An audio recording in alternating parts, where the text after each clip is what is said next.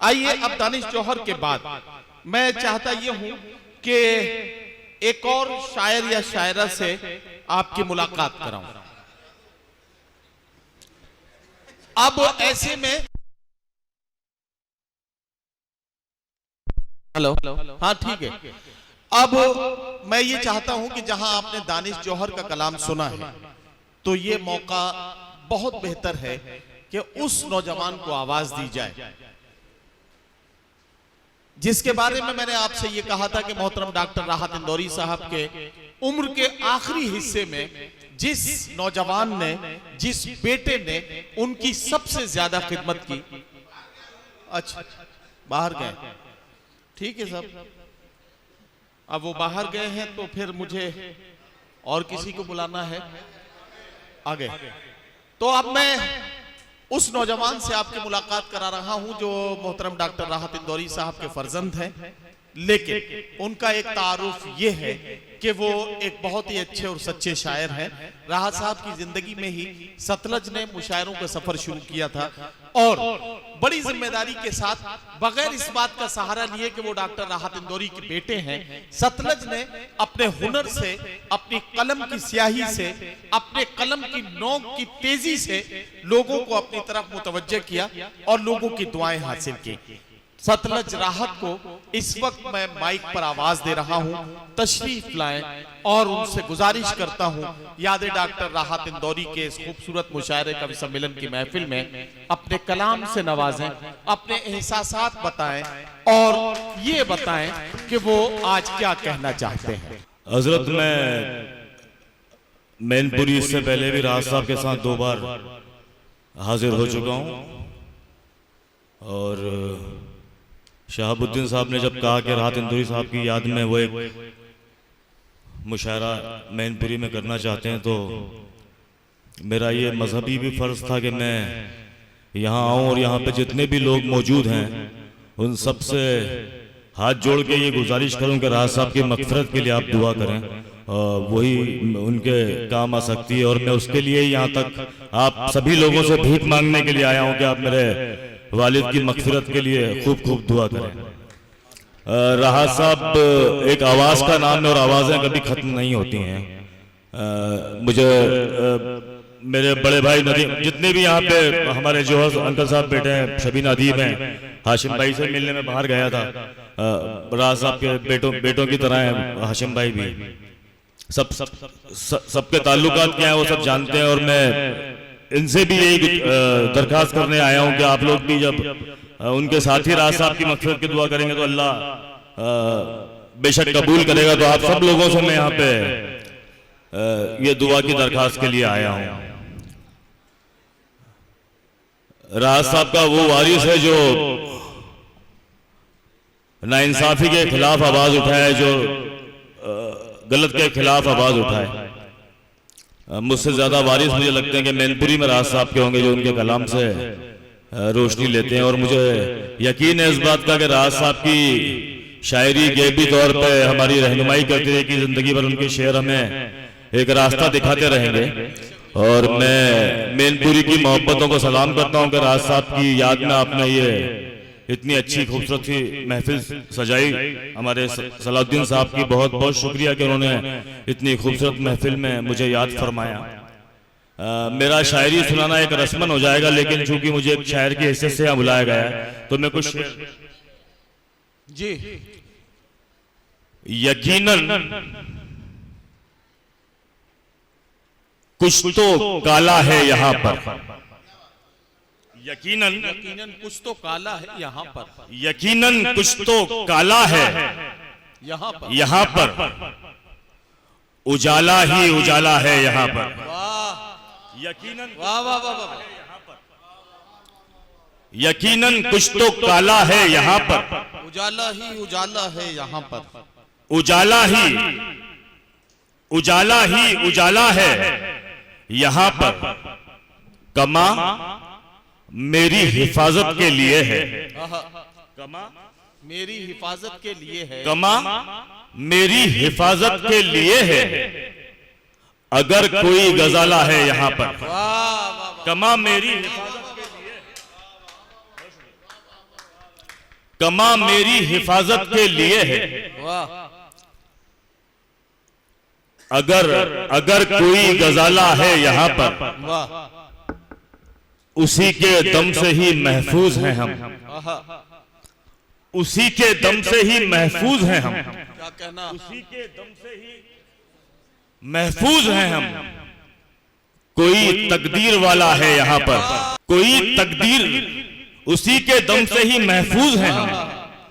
कोई अल्लाह वाला है, कोई अल्लाह वाला है यहाँ पर, यूं ही मस्जिद के चक्कर काटता हूं, यूं ही मस्जिद के चक्कर काटता हूं।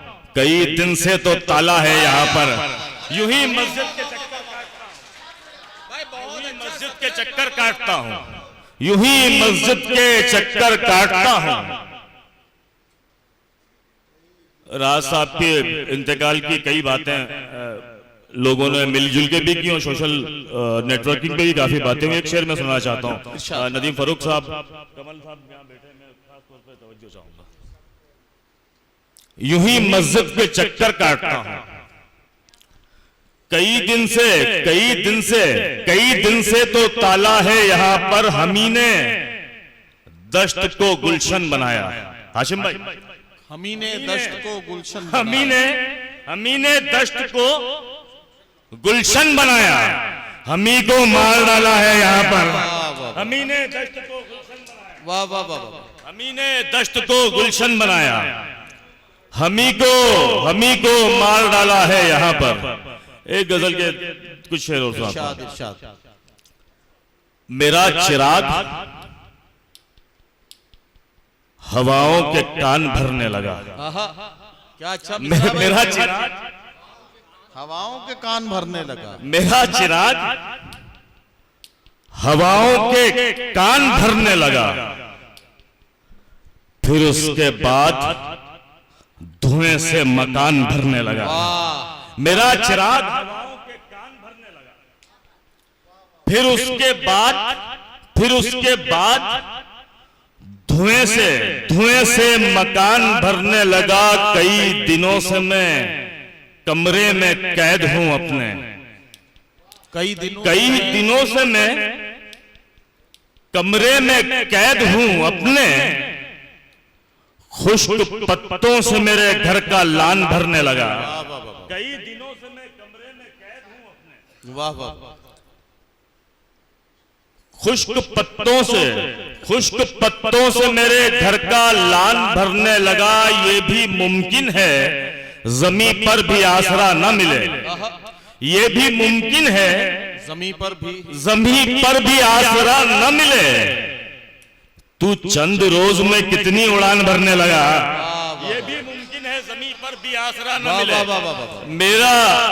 मैं कोई दाद वाद आपसे नहीं मांगूंगा। आपने मेरे वालिद साहब को जितना नवाजा है उतना तो मुझे क्या नवाजेगा कोई। लेकिन शेर अगर आपको कहीं लग जाए ना कि शेर है तो बता दिया करो शायर को।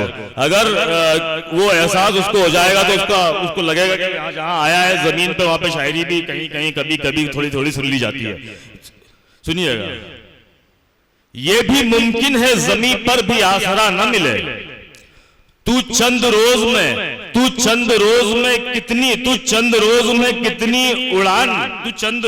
कितनी उड़ान भरने लगा। ये कौन अश्क बहाता है हिज्र में तेरे। कौन अश्क बहाता है हिज्र में तेरे। ये कौन अश्क बहाता है, ये कौन अश्क बहाता है हिज्र में तेरे। ये कौन मेरी तरफ का लगान भरने लगा। ये कौन ये कौन अश्क बहाता है हिज्र में तेरे। ये कौन मेरी तरफ का लगान भरने लगा। जिन्नातों का हाथ पकड़ लेता था मैं। आसेबों का मतलब सुनिएगा, आसेबों का हाथ पकड़ लेता था मैं। आसेबों का हाथ पकड़ लेता था मैं। आंखों से जिन्नात पकड़ लेता था मैं। आसेबों का हाथ पकड़ लेता था मैं। दोस्तों, मैं बहुत खुश नसीब हूं कि मरहूम डॉक्टर राहत इंदौरी साहब, हमारे अनवर जलालपुरी साहब और मुनव्वराना साहब, वसीम बरेली साहब जैसी शख्सियतों के साथ बैठने का, उनकी खिदमत करने का मुझे बेशुमार वक्त मिला, बेशुमार मौका मिला। एक शेर उस हवाले से सुनिए। आसेबों का हाथ पकड़ लेता था मैं, आंखों से जिन्नात पकड़ लेता था मैं, मकतब की आवाजें मुश्तक आती थी, मकतब की आवाजें मुश्तक आती थी, काम की हर एक बात पकड़ लेता था मैं, मकतब की आवाजें मुश्तक आती थी, मकतब की आवाजें मुश्तक आती थी। क्या सलीके से बात कही है यार, बहुत शुक्रिया। काम की हर एक बात पकड़ लेता था मैं, कौन खुदा की बातें मुझ तक पहुंचाता, कौन खुदा की बातें मुझ तक पहुंचाता, बंदों की तो बात पकड़ लेता था मैं, कौन खुदा की बातें मुझ तक पहुंचाता, बंदों की तो बात पकड़ लेता था मैं, सच्चाई ने थोड़ा सा गाफिल रखा, सच्चाई ने थोड़ा सा गाफिल रखा, झूठ तो हाथों हाथ पकड़ लेता था मैं, सच्चाई ने थोड़ा सा गाफिल रखा, वाह वाह, झूठ तो हाथों हाथ पकड़ लेता था मैं, अब रंगों का पीछा करना छोड़ा है, अब रंगों का पीछा करना छोड़ा है, तितली तो दिन रात पकड़ लेता था मैं, अब रंगों का पीछा करना छोड़ा, वाह वाह वाह वाह, रंगों का पीछा करना छोड़ा है, तितली तो दिन रात पकड़ लेता। दोस्तों में एक गजल, अगर इजाजत हो मेरे पास तो उससे पहले एक मतलब और एक शेर सुन लीजिएगा। निशाना चूक गया और मचान टूट गया, अच्छा निशाना चूक गया और मचान टूट गया, हमारे सर पे तेरा आसमान टूट गया, निशाना चूक गया और मचान, वाह वाह वाह वाह वाह, हमारे सर पे तेरा हमारे सर पे तेरा आसमान टूट गया, जवाब देता वो कैसे हमारी बातों का, जवाब देता वो कैसे हमारी बातों का, हमारे तीर से उसका कमान टूट गया, जवाब देता वो कैसे हमारी, वाह वाह वाह वाह वाह, जवाब देता वो कैसे हमारी बातों का, हमारे तीर से उसका कमान टूट गया। एक गजल आखिर में सुना के जाना चाहूंगा। नदीम भाई से हमेशा राज साहब की हयाती में उन्होंने मुझे बहुत मुशायरों में बुलाया। राज साहब ने कभी मुझे प्रमोट नहीं किया, लेकिन यहाँ जो लोग बैठे हैं ये लोग मुझे राज साहब की हयाती में बुलाते रहे, इनको मुझ पर भरोसा था, राज साहब को नहीं था। और आज भी मुझे राहत साहब से हम लोगों का अक्सर इस बात पर बहस हो जाती थी।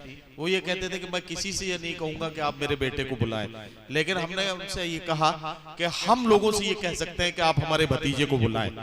तो वो भले ही न कहे, लेकिन सतलज की एक खास बात यह है कि सतलज ने कभी राहत साहब के नाम का सहारा नहीं लिया। एक बार जोरदार तालियों से इनका हौसला बढ़ाइए, यकीनन ये इस बात के लिए मुबारकबाद। मैं एक मैनपुरी में चूंकि सब जी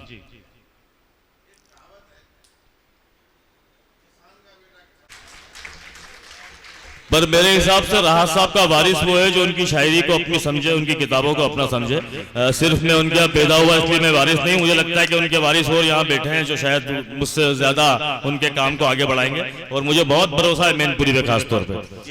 और एक बात की वजाहत में माफी चाहूंगा, सब मेरे बड़े बेटे हैं, पहली बार मैं इतनी जबान दराजी कर रहा हूँ जौहर अंकल के सामने।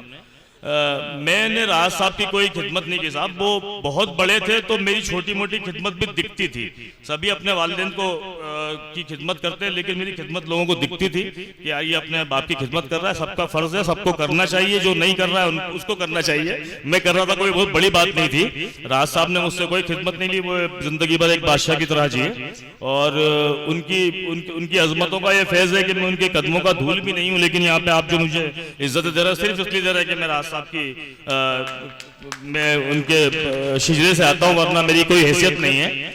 लेकिन आपकी मोहब्बतों को मैं अपने सर आंखों में रखता हूं। एक गजल आखिर में सुनाता हूं। जिस रास्ते पर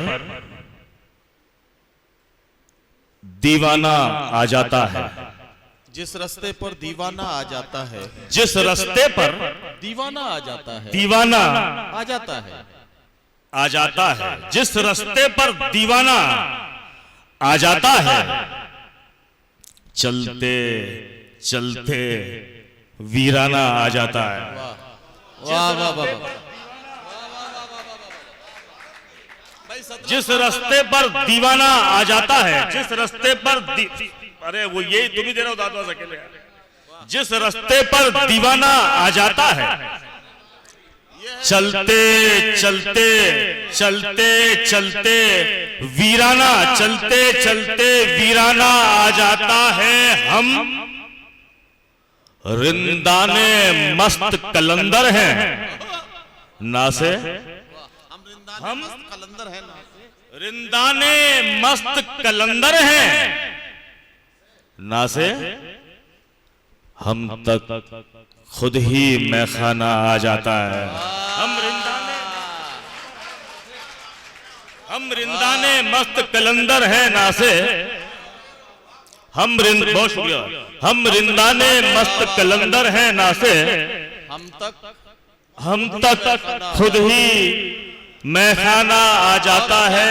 आजम साहब दुबई में एक शेर को लेके अपनी मैंने आपके इस्लाम मानते हुए थोड़ी तरमीम की है, शेर देखिएगा।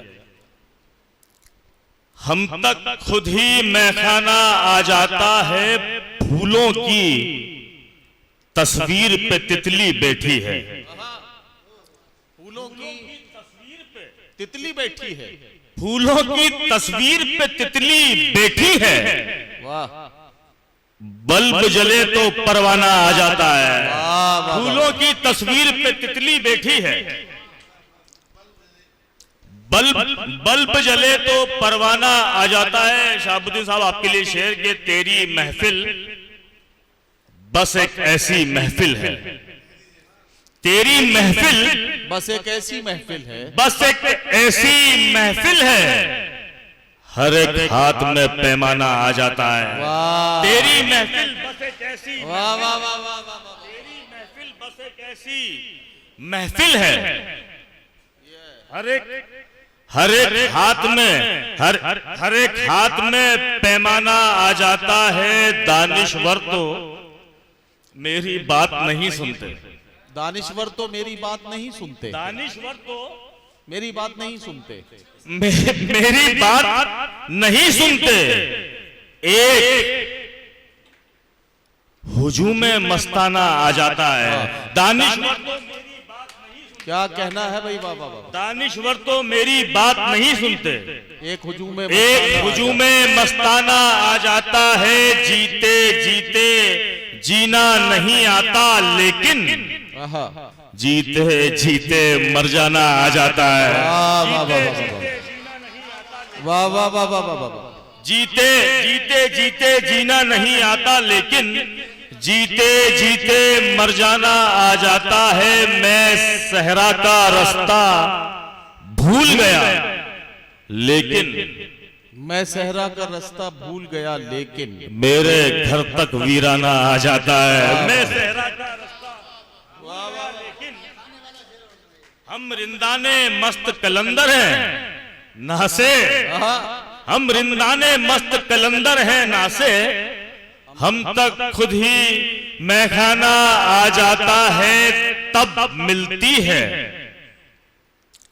मंजिल भी सतलज राहत, तब मिलती है मंजिल भी सतलज राहत, तब मिलती है मंजिल भी सतलज राहत, जब मंजिल को ठुकराना आ जाता है। बहुत बहुत शुक्रिया।